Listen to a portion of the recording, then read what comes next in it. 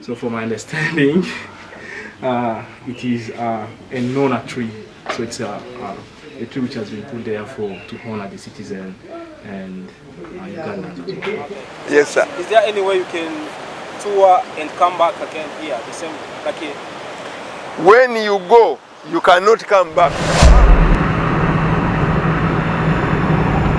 In the same way of promoting Africa, today I had a tour in Uganda and precisely in Jinja. But before then, let me introduce to you Uganda. Officially, the Republic of Uganda is a landlocked country in East Africa. Uganda is in the African Great Lakes region, lies within the Nile basin, and has varied but generally modified equatorial climate. As of 2023, it has a population of around 49.6 million, of which 8.5 million live in the capital and the largest city of Kampala. From 1894, the area was ruled as a protectorate of the UK. Stay with me through the journey and you're gonna have much fun. Hey guys, just in the same way of promoting Africa and talk about the beauty of our Africa, the beauty of our continent, because no one gonna be there to talk about continent. No one gonna be there to talk about how beautiful our continent is there. As you know, people outside our continent think that we still living in the bush, and even some of them and most of them, I bet you 99.90% people who are living overseas do think that we are coming from the bush. Yet it is not true. We do have a lot of things to offer to the world. We do have a lot of things to show to the world that we have. And one of the areas today which I'm gonna let you guys to have a look at or to talk about, it is this thing behind me, this huge plant behind me called sugar cane plantation. So it's located in Lugazi. As you can see, it's located in Lugazi municipality, Bwikwe district, and here we are in eastern Uganda. So it's a western boundary to Jinja, so means we are few minutes away from Jinja. Yeah, you might be there, ask yourself, why are we talking about this plantation or this factory? Well, the answer is simple. We are talking about this plantation or this factory as it is one of the biggest, the second biggest plantation in Uganda. And since we are gonna talk about Jinja, this plantation, because it's employing a lot of Ugandans who live in Jinja and eastern of Uganda. So bear with me there as I'm going to walk you through each and every step of this factory and Jinja at large.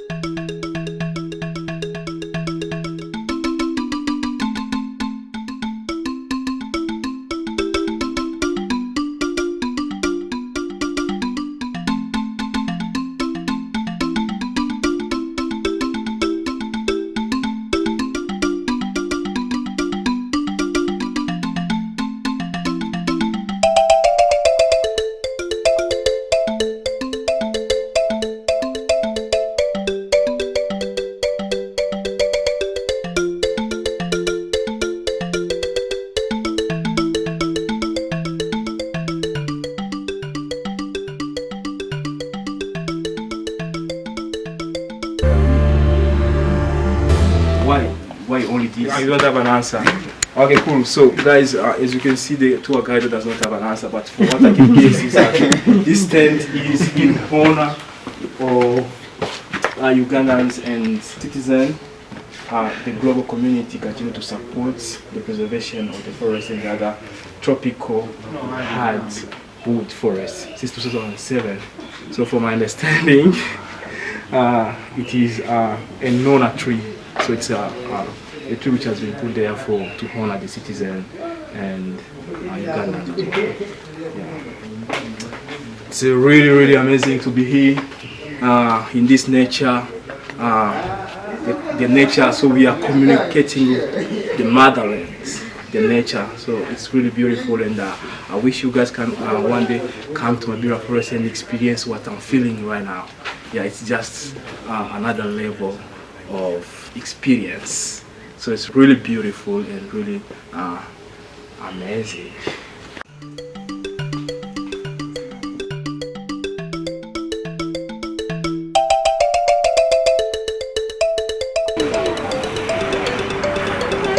We had to stop a bit for street foods, and you can see it's a meat on a stick, and the banana in Uganda they called it gonja. That's the name of this banana. So nice to be here at the street food. So tasty.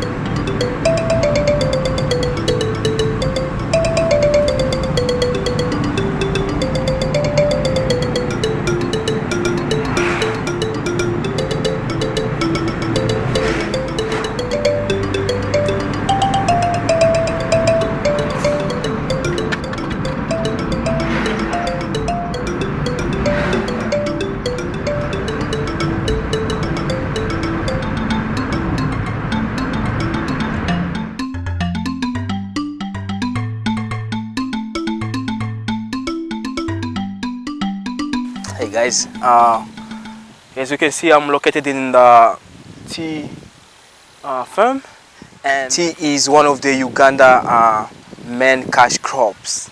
And Jinja, eastern part of Uganda, is blessed to have more productions than any other areas in Uganda in terms of tea production. Tea has contributed, brought a very big impact in terms of job employment and diversification, because in this people or employees or Ugandans who are working in this area, they are not only for Jinja. Apart from being from Jinja, they are also coming from different areas or part of Uganda, northern Uganda, eastern of Uganda, and western of Uganda. So yes, as I said earlier, it has one of the main cash crops to Uganda, but also it has brought in diversification, and yeah, economically it's really booming, and it's have a very great impact in terms of development to Jinja.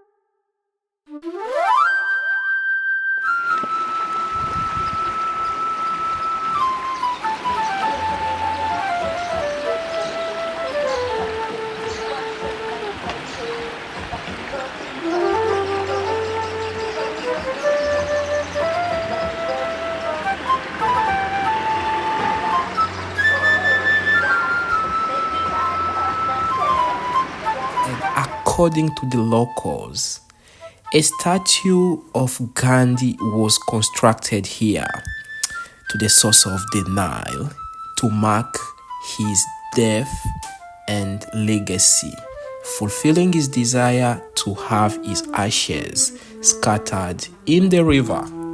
As simple as that. Yeah, when you want to come, when you're coming from Kampala, you pass through Mabira forest, coming to Jinja. It takes about like 75 kilometers from Kampala to come and visit Jinja. And it's already 2 hours drive from Kampala to Jinja.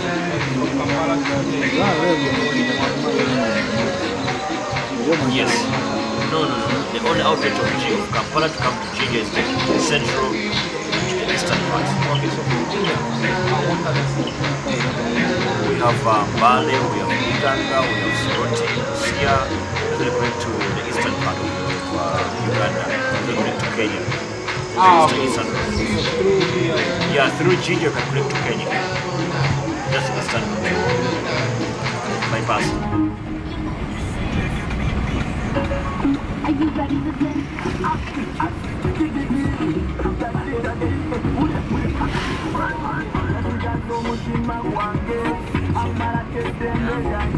Busowoko is a hidden treasure in Jinja to wander about with activities like water massaging, tubing the Nile, nature walk, and many more. It is a thunderous excursion to view the flow of the river downstream of the rose. I myself, I didn't even want to leave this place. I wish I was to stay. I could even spend months here, but unfortunately. You want to go on the boat?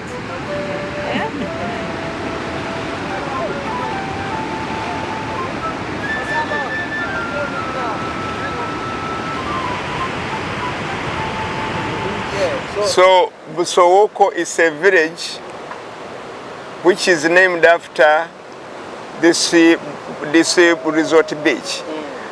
These villages were named by our grandfathers. Yes. The criteria they used was not properly recorded. But like this one, among all villages, they were named like Nawampanda, Nabukosi, Bobugo. Then this one was named Busowoko. Which criteria they used in Nawampanda or Nabukosi was not clearly explained. Yeah. So this one was also named Busowoko, and we found it there.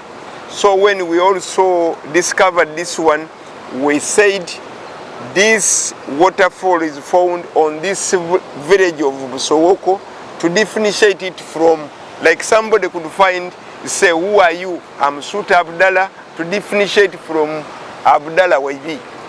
So in short means Busowoko does not have a proper meaning. Proper meaning is not described like any other village. Like you can see Bujagali, like Itanda.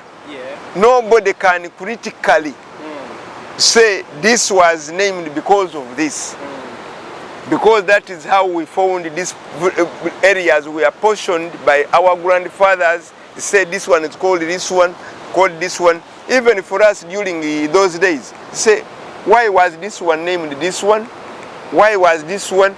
Because me, I'm named Suta, because my grandfather was called Suta. But if you ask why was he called Suta, he said, we found it that way. Yeah.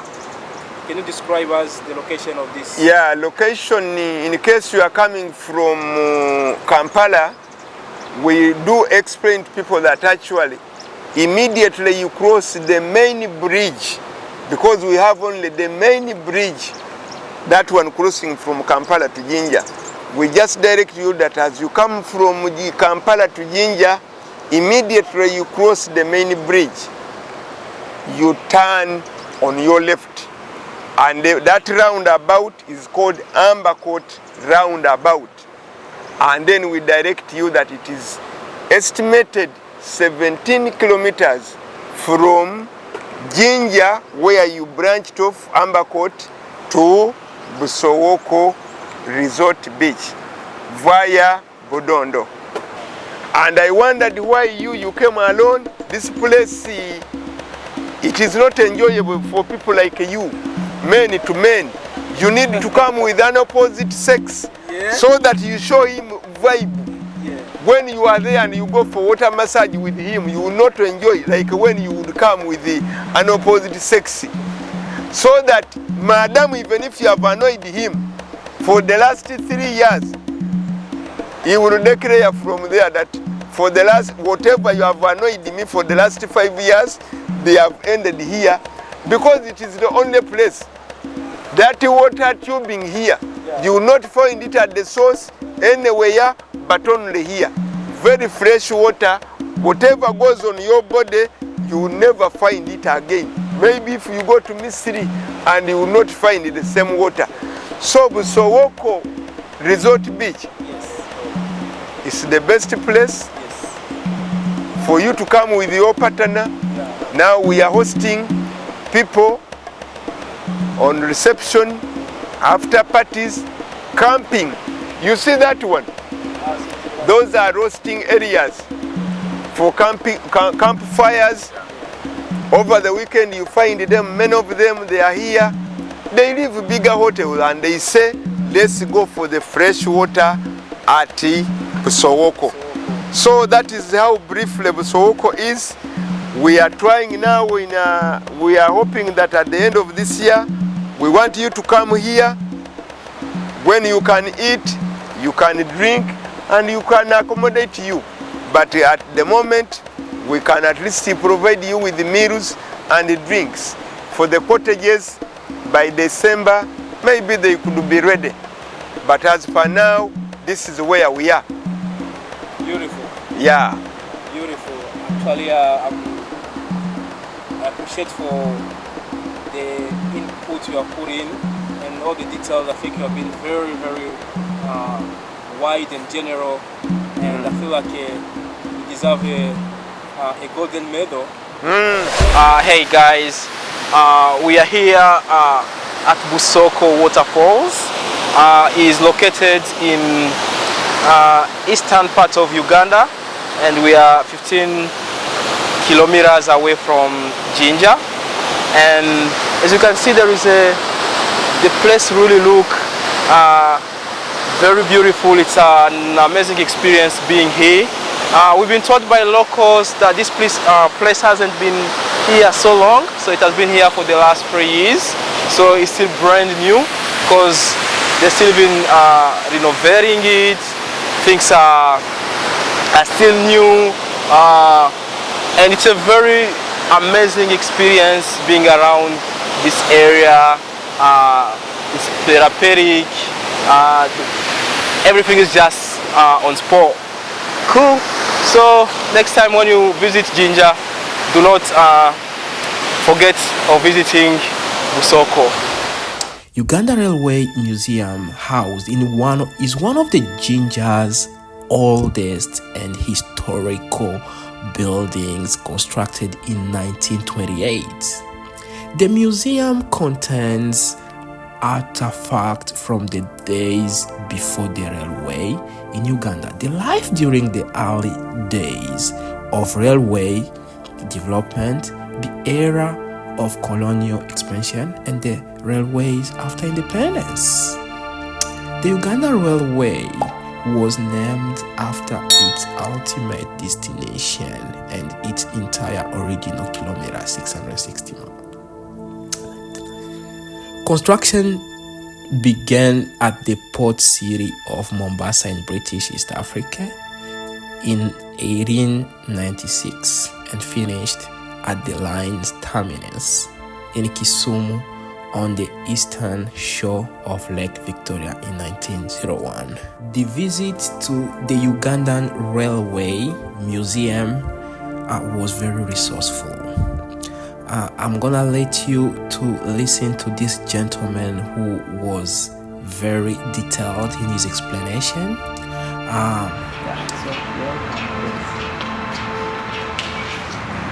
Then for here, this section shows the pioneers of East African community. So these are the presidents which the different countries' independence, Milton Obote of Uganda, Jomo Kenyatta of Kenya, then Mwalimu Julius Nyerere of Tanzania. Because of these people, the late relationship that lines were able to pass to East African countries or community. Then relationship at Kampala station, and then some kids use the trains by that time to go to school and then come back by the trains. And the cotton stores, this is how cotton stores were looking like. And because of the cotton stores, that people are able to get job opportunities. And this shows radio communication, accommodation for the staff. And this being a major center that was receiving trains other from Mombasa, and those from Northern Uganda, and those from Kampala, they had to construct a health center, a police post, and then a school unit. And then this shows an inspection tour that the engineer was to sit, those constructing in front, he had to be able to push him as they inspect the rail construction. Here shows some of the telephones for communication by 1970 that we were supposed to communicate before coming or before making any movement at the rail station. This one, then we have also the local. These are all means of communication by 1970s. Then also this one. Then currently the vibe of the rail is right now, they are carrying freight or goods all the way from Mombasa to Kampala. And then for passenger train, the one which has been operating from Kampala to Namamfe, because of maintenance, they suspended it for some time. I think with them they revamp it back to work or to operation. And then the tickets are here. The tickets show where you're coming from, the amount of money that you paid, and also your class. So you can see one here from Kaliro to Bale, economy class, and then someone paid 450. But for upper class, to pay up to 2,000. This is by 1960s. And then for the full ticket for adults, and then half ticket for the children. And these places here, these are some of the people who use train transport. Some are working with the railways, and they give you their experience, how it was by that time. And we have Mary Namon who used the train from Gazin to Nairobi in 1970. And she says with a friend she was able to sneak into first class coach. And then Frederick Ayo realized that passengers were traveling without food. And then he had to start up a hotel at the station, and he was able to take children to school and also build a house. Then some other people who are here.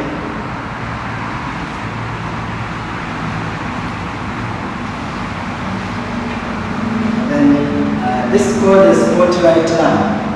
Whenever accidents will happen at night, they will light a spotlight lamp, and then they see how the accident came to happen, so that they fill in the accident telegraph forms that we saw on the other table. And these are the tragedies or the challenges that the rail lines faced. The floods of 1962, which affected Namasagal Station, Masindi Port, and then Vital Warehouse, and also the expulsion of Asian community by Idi Amin 1972. And an accident of 1963, a train carrying aviation oil from Jinja failed to go at a sharp bend and wagons went offline. This going onto two flame and two people died. These were the hand cash bags for collection of the money, by the coins by that time. And then this one for cutting tickets. So you put in here roll, and then you place it back as you pull out, cut, and then the ticket tube that you arrange the tickets. This is economy class, then upper class and upper class. And another ticketing platform is here. Here we put the coin, and when we press empty, then your ticket will come out. And the map of Uganda showing how the lines were moving in the whole country, all the way from Mombasa up to Apache.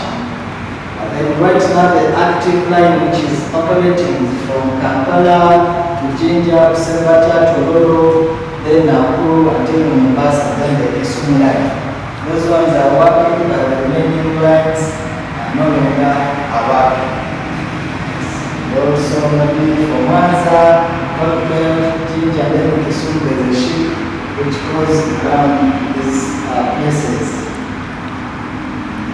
Then the weighing scale, that whatever you came along with at the station was supposed to be weighed, and after weighing, then you prepare, then they give you someone help you take to the train. So then here we are. This shows how steam engines or locomotives worked.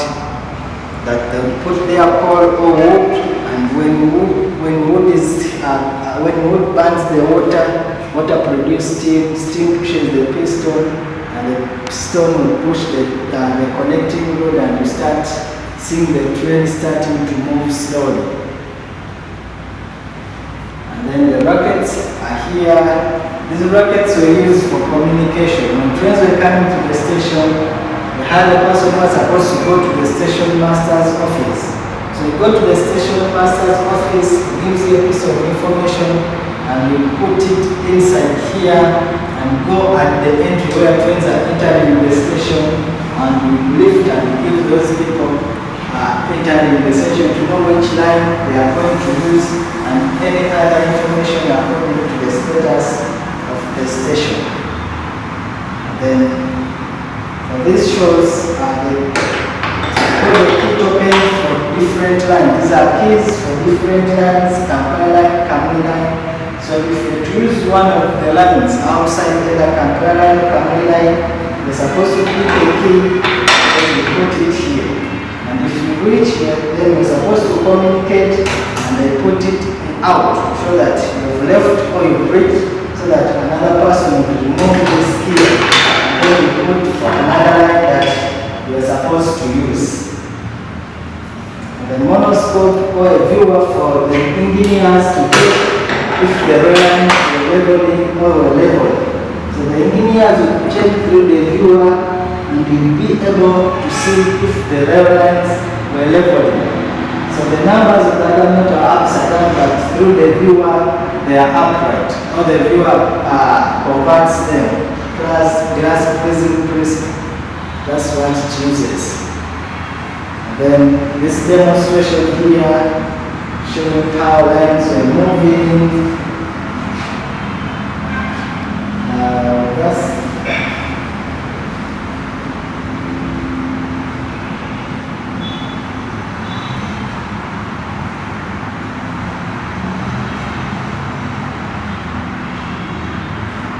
So the demonstration showing lines how they're moving. This Jinja station, and then the bridge, and then the tunnel where the trains will pass, via Kasese. This is the Glambe mine site. The trains will pass through the tunnel or through the ground.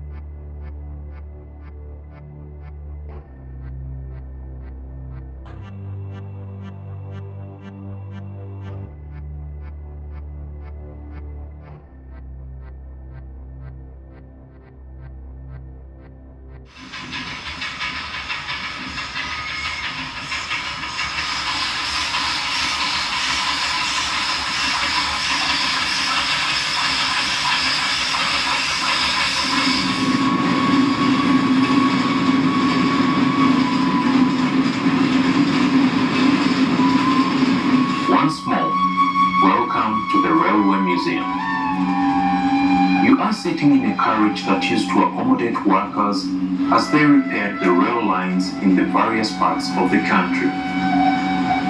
After watching this film about the history of the railways in Uganda and of the people associated with them, why not visit the rest of the carriage and the locomotive?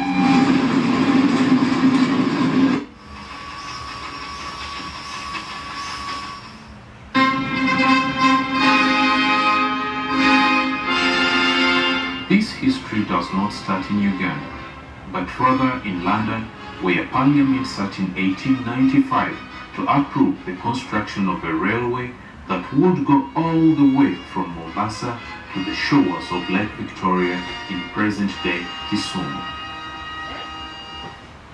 While not a mile of it was in Uganda, it was called the Uganda Railway because the aim was to reach Uganda, strategically important for the British to assert their domination at the source of the Nile and to exploit the potential wealth of the country. It was a very ambitious undertaking at the time, and many opposed it for reasons of cost. Most of the workers were brought in from India. 2,493 lost their lives, some to marauding lions.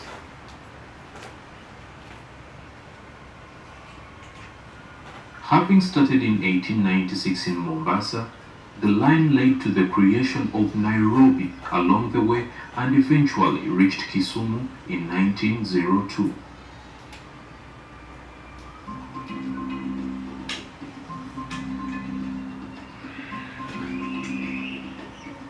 Once in Kisumu, what next? Freight and passengers would then have to board a ship that called at Port Bell, Entebbe, and at other stations around the lake.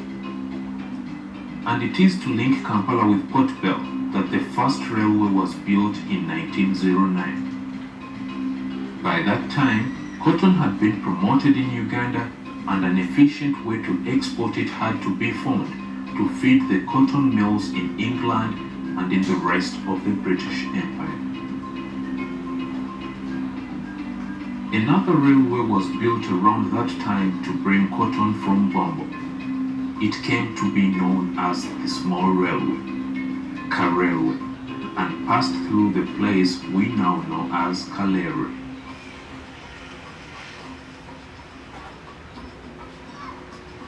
With time, the railway network expanded and eventually reached Kampala, having crossed the Nile on the bridge we can still see today.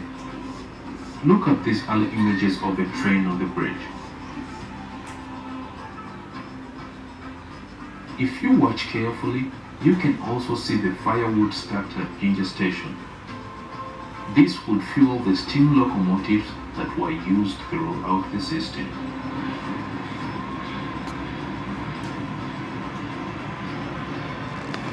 The railways connected many places in the country, eventually reaching Lira and Kasese. They also connected with the places where steamships and barges were in use to ferry both people and merchandise.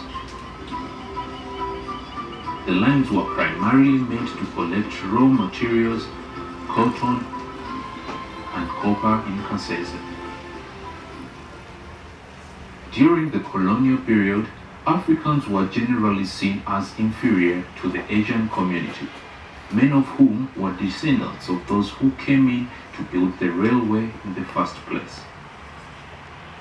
This racial disposition was reflected in the ways the railway operated. Some jobs were reserved for the white and Asian people, and the trains themselves had different classes of travel.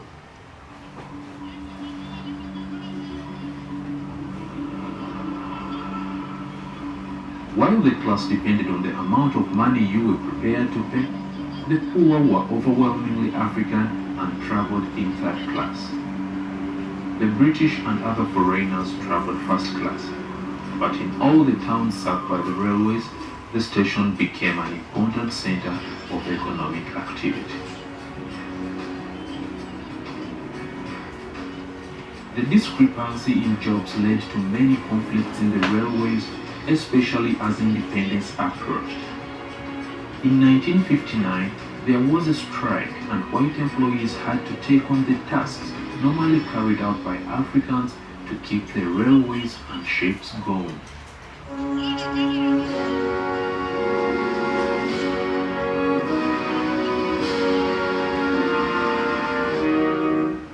The 1960s saw the final expansion of the railway, with the line eventually reaching Pakwach. The railways also linked with new industries and small businesses. Trains were frequent, carrying both passengers and freight. But the following years started to see a decline. Many of the ports, such as Namasagali and Butiaba, got submerged by floods and never reopened. The collapse of the East African community and the expulsion of the Asian community from Uganda was also a big blow, as the railways were managed jointly in Uganda, Kenya, and Tanzania. But many people keep fond memories of the heyday of the They railway. revived in 2017 and they are active other from Mombasa and Kampala. So here where we are, it is Jinja Station, that's why you're seeing the parking, the yard and all that. Where you also find the Uganda Rail Museum. So is that mean when did the railway stopped and when did that started? I think you said it has just started like in 2007. It revived in 2017, but where I attended, I can't Tell. Yeah, I can't tell. Okay, and everything is operating is per colonial procedure, or they have implemented more stuff and what's happening? Yeah, of course, we can't tell like what were there by colonial procedure, but I think they are using a way of management so that they say that train transport goes back all that fully as it used to be by that time. Not much busy as those days. So as in with the passenger trains, it is only Kampala to Namanga, but with time then it will all be throughout the country, whether from Kampala, northern Uganda, so western Uganda's Kasese, whereby it will be good in transportation.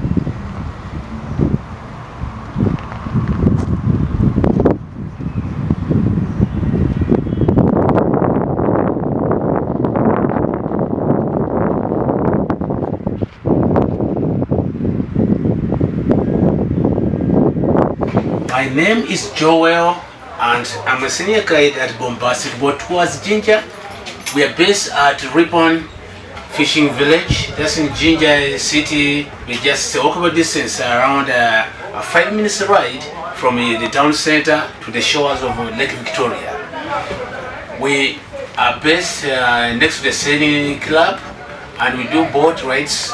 We do lots of things, but especially we specialize in marine transport. We do tours, professional guided tours on Victoria Nile, and we do island tours, village walks, culture walks, or the villages, exchange cultures, entertainment. That's why I do documentaries. That can really what people who can come out, the students who can come out to learn more. We do all that, but at the same time we come and socialize with all the people that do come in, our visitors, and the people who love Uganda. Uganda is part of Africa.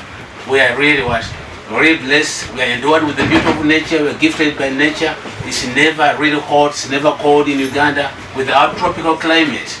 So we really survive, and we look forward to seeing everybody visiting Uganda. Everybody look at Uganda. You know, when you visit Uganda, you buy Uganda and you build Uganda. So in Uganda, we are really hospitable people, very happy people. A population of about 40 million people with the different dialects, different races, but we live amicably. So we look forward to seeing you people there. Coming up next November from 9th to 12th, we have Nyege Nyege. That's Nyege Nyege means like sharing cultures, different cultures, And when you come up down here at the source of the Nile, you shall see lots of things. God bless you. I will see you here. Thank you. Uganda. But unfortunately, Uganda is landlocked. That means we have no sea road. We have no coast. To access the coast is through our neighbors. So that's by ferry. From here, when they let us say 1,000, they take us up to western Kenya, in Kisumu, or up to northern Tanzania in Mwanza. That's why the lake begins. It starts from northern Tanzania. So actually around the bay here is about 60 meters deep. That's about 200 feet. Yeah, deep. The depth of it, because it's a bay, that's a peninsula. So behind the peninsula is the open lake. We are under lockdown, no work. So it's just a matter of going to bed, waking up, eat, go back to bed. Something like that. You want to move to the front? But it's raining. Separate one. Maybe you can just read a little bit there. Let's say a little bit. We have lots of birds. Birds around here, about 1,068 documented species of birds. And that's about 47% of the bird population of Africa. So almost half the birds of Africa, you get them in Uganda. That's why I told you, we're endowed by the beauty of nature. We're gifted by nature. That's like that. That's what God is making. Though we are landlocked, but we have lots of things. It's only unfortunate that with our beautiful soils, arable soils, our beautiful nature, we produce what we don't consume, and we consume what we don't produce. That means Uganda is an agricultural, it's an agricultural economy. Less on agriculture economy, subsistence agriculture. We produce good Arabica coffee, Robusta coffee, which is so aromatic.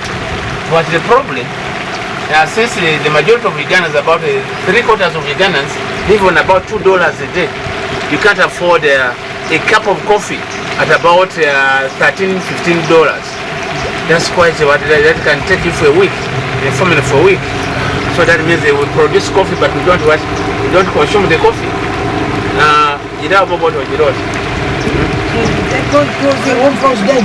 The unforced dam is further. When you're crossing the bridge, crossing the new bridge, I think it's further on your left. It's about 1 kilometer from your left. The unforced dam was built from the lake, between the lakes and Elephant Beach by the bridge. Let's welcome back, brother. Thank you. We're still around here.